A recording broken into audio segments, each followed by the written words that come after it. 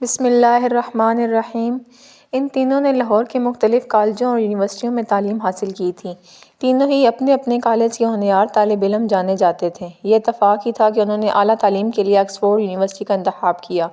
وہاں پر ان کی آپس میں ملاقات اور میل جول ہوا تھا۔ ان کا مضمون بھی ایک ہی تھا۔ پھر ایک وقت آیا کہ ان کا شمار دنیا کے مشہور آثار قدیمہ میں ہونے لگا اور حکومت مصر نے ان تینوں کی خدمات حاصل کر لیں اور ان کا شمار مصر کے ممتاز اور ماہر آثار قدیمہ میں ہونے لگا۔ حکومت مصر نے ان کی قابلیت کی بنا پر انہیں پروفیسر کا لقب دے رکھا تھا۔ حکومت مصر کے ملازم نہ ہونے کے باوجود ان کو VIP کا درجہ دیا گیا تھا۔ پروفیسر قیام اور پروفیسر سکندر ایک دوسرے کے پرانے حریف تھے۔ ان کی رنجش اور مخالفت کی وجہ پروفیسر لیلا تھی اور اس رنجش کا آغاز اس وقت ہوا تھا جب وہ آکسفورڈ یونیورسٹی میں پڑھتے تھے۔ کلاس فیلو ہونے کے ساتھ ساتھ ان کا مضمون بھی مشترک تھا اور تینوں کا ملک بھی تو ایک ہی تھا، پاکستان۔ فرق اگر تھا تو بس اتنا کہ پروفیسر سکندر کو اعزازی طور پر حکومت مصر نے شہریت دے رکھی تھی اور پروفیسر قیام کو برطانیہ نے۔ دوہری شہریت کے حامل ان دونوں کی آپس میں چپکلش چلتی رہتی تھی۔ قیام اور سکندر دونوں ہی مردانہ حسن و جمال میں اپنا ثانی نہیں رکھتے تھے۔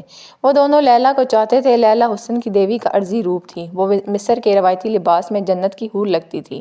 لیلا جانتی تھی کہ قیام اور سکندر دونوں ہی اس کے طلبگار ہیں، اس لیے وہ ان کے ساتھ آزادانہ گپ شپ لگاتی تھی، مگر وہ ابھی تک ان دونوں میں سے کسی کا انتخاب نہ کر پائی تھی۔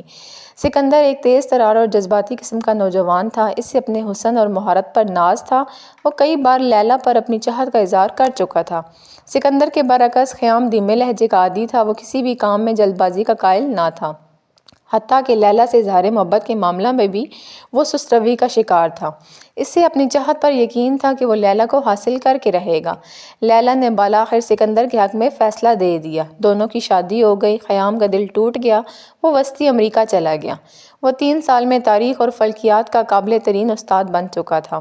سکندر اور لیلا نے قدیم مصری تحریر اور فن تعمیر کے بارے میں ریسرچ مکمل کر لی تھی۔ ان کی رائے اب مستند مانی جاتی تھی، اس لیے حکومت مصر نے ان کی خدمات مستعار لے رکھی تھیں۔ سکندر اور لیلا نے اپنا ایک بڑا سا شاندار دفتر بنا رکھا تھا۔ قیام کو خبر نہیں تھی کہ لیلا اور سکندر نے حکومت مصر کی ملازمت اختیار کر لی ہے۔ وہ تو لندن آ گیا تھا اور وہاں سے باہر نکلتا ہی نہیں تھا۔ اب لائبریری ہی اس کی دنیا تھی۔ اس کی شہرت آہستہ آہستہ پھیلتی جا رہی تھی۔ اس کی شہرت ہی تھی کہ جس نے حکومت کو متوجہ کیا اور قیام کو قاہرہ آنے کی دعوت دی۔ یہاں اس کے لیے وسیع کینوس تھا، کھلی تاریخ تھی، اس کی دلچسپی کے تمام لوازمات موجود تھے، اس لیے اس نے بھی حکومت مصر کی دعوت قبول کر لی۔ یہاں آ کر اسے معلوم ہوا کہ لیلا اور سکندر بھی یہیں ہیں۔ وہ عمر کے اس دور میں پہنچ کر بھی لیلا کو دل سے نہ نکال پایا۔ مجرد ہونے کی وجہ سے اس کی ساری توجہ اپنے کام پر ہی رہتی تھی۔ جب وہ اپنے کام میں مصروف ہوتا تو اسے دنیا کی کسی چیز کا ہوش نہ رہتا تھا سوائے کافی کے۔ اس کا ملازم کافی کا تھرماس اس کی میز پر رکھ کر کمرے کا دروازہ بند کر دیتا، کیونکہ پروفیسر قیام کسی قسم کا شور برداشت نہیں ہوتا۔ جب اسے کوئی مشن سونپا جاتا تو وہ پہلے اس کی قدیم تحریروں پر کام کرتا اور اگر ضرورت پڑتی تو ان مقبروں کی طرف نکل جاتا جہاں سے کوئی تحریر یا تختی برآمد ہوتی تھی۔ مصر کے محکمہ آثار قدیمہ کی سروے پارٹی حسب معمول اپنے گشت پر تھی۔ صحرا میں چلتے چلتے رات ہو گئی تو پارٹی کے افراد راستہ بھول گئے۔ راستے کی تلاش میں وہ اتنی دور نکل گئے کہ ان کو مزید 1 دن اور 1 رات اسی صحرا میں گزارنی پڑی۔ اس سفر کے دوران ان کو ایک بہت بڑا اور ہیبت ناک مقبرہ نظر آیا۔ پارٹی کے لوگ راستے کی تلاش اور تھکن کو بھول کر اس مقبرے کو نہایت دلچسپی سے دیکھنے لگے۔ وہ مقبرہ قدیم مصری فن تعمیر کا نادر شاہکار تھا۔ اس کو دیکھ کر اندازہ ہوتا تھا کہ یہ مقبرہ کئی صدیوں سے اس بے آب و گیا صحرا میں تنہا کھڑا ہے۔ سروے پارٹی کے سربراہ نے وہیں کیمپ لگا لیا تاکہ اس مقبرے کے بارے میں تفصیلات حاصل کر سکے۔ مقبرے کی اینٹیں کالی سیاہ ہو چکی تھیں، کہیں کہیں سے کوئی اینٹ معمولی سی ٹوٹی ہوئی تھی۔ اس کے علاوہ اس میں شکستگی کے کوئی آثار نظر نہیں آ رہے تھے۔ مقبرہ مستطیل شکل میں تعمیر کیا گیا۔ وہ مقبرہ کب تعمیر ہوا، اسے کس نے تعمیر کروایا، کس نے تعمیر کیا، یہ کسی کو بھی معلوم نہ تھا۔ اس بے آب و گیا صحرا میں تنہا کھڑا ہے۔ وہ دنیا کی نظروں سے پوشیدہ تھا، یوں بھی صحرا کے حصے میں کوئی آتا نہیں تھا۔ اس ایک حیرت زدہ کر دینے والی بات یہ تھی کہ پارٹی کے لوگوں کو باوجود کوشش کے مقبرے میں داخل ہونے کا راستہ نہیں مل رہا تھا۔ بالآخر انہیں نہایت اونچی جگہ پر بنی ہوئی سنگی جالیاں نظر آ گئی جو نہایت ہی مضبوط تھیں۔ انہیں بڑی مشکل سے توڑ کر اندر جانے کا راستہ بنایا گیا، لیکن وہ راستہ اتنا تنگ تھا کہ اس میں سے ایک آدمی بمشکل اندر داخل ہو سکتا تھا۔ کافی سوچ بچار کے بعد پارٹی کے سربراہ نے ایک نہایت ہی ماہر اور تجربہ کار کارکن کو بڑی مشکل سے مقبرے کے اندر جانے کو تیار کیا، کیونکہ تمام کارکن مقبرے کی ہیبت دیکھ کر ہی خوفزدہ ہو گئے۔ ہر کوئی واپس جانے کا خواہش مند تھا، مگر اپنے انچارج کی مرضی کے خلاف کوئی بھی قدم اٹھانے کا مجاز نہ تھا۔ اب مقبرے کے اندر جانے کو کوئی بھی تیار نہ تھا، کیونکہ مقبرے کی جالیاں توڑتے وقت انہیں اندازہ ہو گیا تھا کہ اس مقبرے کے اندر جاننا اور اس کے بارے میں معلومات حاصل کرنا خطرے سے خالی نہیں ہے۔ بالآخر ایک کارکن ضروری آلات سے لیس ہو کر رسی کی سیڑھی کی مدد سے مقبرے میں داخل ہونے کو تیار ہو گیا۔ جب وہ اس سوراخ سے اندر داخل ہوا تو مقبرے کے اندر گھٹا ٹوپ اندھیرا تھا۔ اس نے ٹارچ جلا کر جائزہ لیا تو اسے حیرت کا شدید جھٹکا لگا۔ وہ ایک بہت بڑے تہخانے میں کھڑا تھا۔ اس نے ادھر ادھر دیکھا تو اسے ایک انسانی ڈھانچہ نظر آیا، لیکن اس نے ہمت نہ ہاری اور اس ڈھانچے کو غور سے دیکھنے لگا۔ ڈھانچے کے قریب پتھر کی کچھ سلیں اور تختیاں پڑی ہوئی تھیں۔ اس ڈھانچے کے دائیں ہاتھ میں لوہے کا ایک اوزار نما نوکیلا قلم تھا، جو کہ پوری طرح زنگ آلود ہو چکا تھا۔ قلم کی نوک ایک سل پر ٹکی ہوئی تھی، جیسے وہ اس پر کچھ لکھ رہا ہو۔ اس نے ٹارچ کی روشنی سے ارد گرد کا جائزہ لیا، پھر وہ احتیاط سے ڈھانچے کے پاس گیا۔ اس نے دیکھا کہ تمام سلوں اور تختیوں پر عجیب قسم کی تحریریں کندہ تھیں۔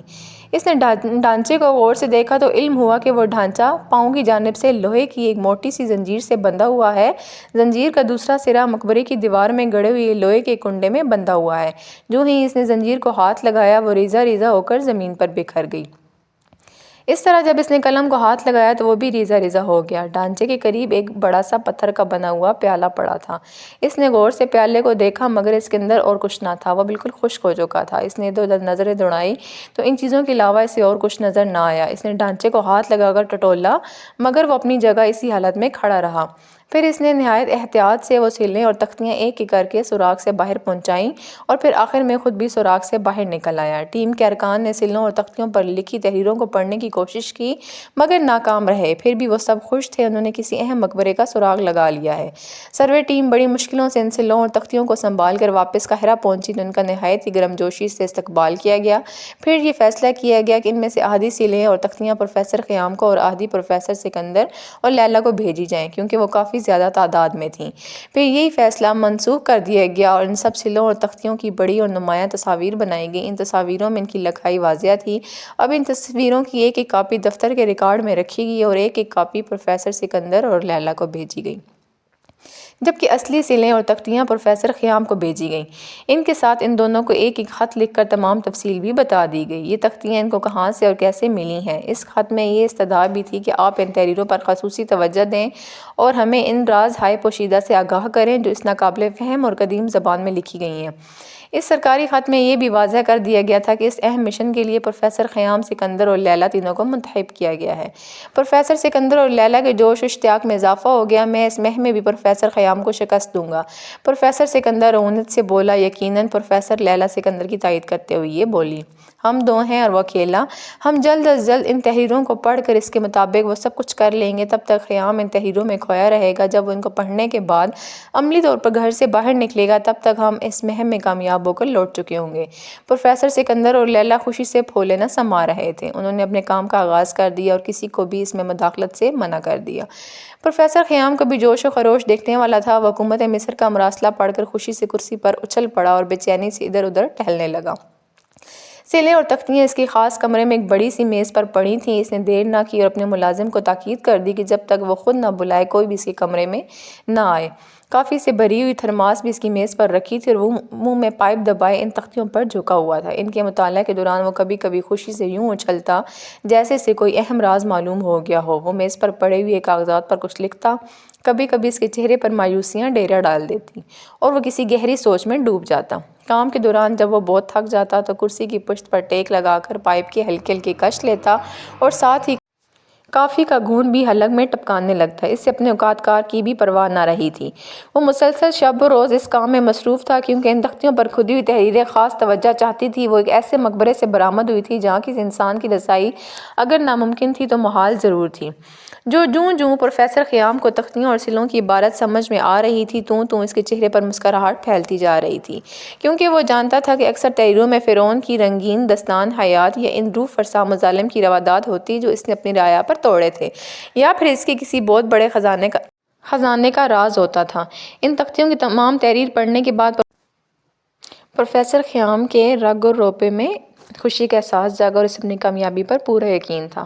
تختیوں کا جو مطلب اخذ کر کے اپنے انداز میں لکھا وہ کچھ یوں تھا: میری اس تحریر کو پڑھنے والے عظیم انسان، سورج دیوتا تم پر مہربان، تو کتنا بہادر ہے جو یہاں تک آ پہنچا ہے۔ یہ تو میں جان ہی نہیں سکتا کہ جب تو یہاں آیا تو کون سے فرعون کی حکومت ہے، کیونکہ میں سینکڑوں برس پہلے مر چکا ہوں۔ ہاں، یہ بھی تو ممکن ہے کہ تو اسی فرعون کے دور حکومت میں یہاں پہنچنے میں کامیاب ہو جائے۔ اسی فرعون نے مجھے موت کے منہ میں پہنچانے کا فیصلہ کیا ہے۔ مجھے یہ 100% یقین ہے کہ کوئی نہ کوئی کبھی نہ کبھی اس مقبرے کے اندر ضرور پہنچے گا۔ اس وقت شاید میری ہڈیاں بھی خاک ہو چکی ہوں گی، مگر میں نے بھی قسم کھا لی ہے کسی طریقے سے اپنا انتقام لوں گا۔ میں بتاتا ہوں کہ میں کون ہوں، میرا جرم کیا ہے جس کی بنا پر میں موت کا راہی بن گیا۔ میں جلدی میں اپنی کہانی سنا رہا ہوں کیونکہ میری زندگی اور موت کے درمیان نہایت کم فاصلہ رہ گیا ہے۔ اس کے بعد میں یہ زہر کا بھرا پیالہ پی لوں گا۔ میں فن تعمیر کا ایک نہایت ہی قابل ماہر جانا جاتا ہوں، اس لیے مجھے فرعون کے دربار میں ایک اعلیٰ مقام حاصل تھا۔ مجھے یہ مقام اپنے باپ دادا سے ورثے میں ملا تھا، وہ بھی تعمیر کے بڑے ماہر تھے، ان کو بھی اعلیٰ مقام حاصل رہا تھا۔ ایک روز میں کسی کام کے سلسلہ میں فرعون کے کمرے میں گیا تو وہ کچھ پریشان سا لگ رہا تھا۔ مجھے دیکھتے ہی بولا، آؤ آؤ، میں تمہارا ہی انتظار کر رہا تھا۔ اس کے کمرے میں اور کوئی نہ تھا۔ اس نے مجھے بیٹھنے کو کہا، میں بیٹھ گیا تو وہ کہنے لگا، مجھے تم سے ایک کام لینا ہے، کیا تم میری مدد کرو گے؟ مجھے یہ مقام اپنے باپ دادا سے ورثے میں ملا تھا، وہ بھی تعمیر کے بڑے ماہر تھے، ان کو بھی اعلیٰ مقام حاصل رہا تھا۔ آپ حکم کریں خداوند، میں آپ کے کام آ کر خوشی محسوس کروں گا، میں نے تعظیم کے ساتھ عرض کیا۔ اگلے حصے کے لیے میرے ساتھ بنے رہیے۔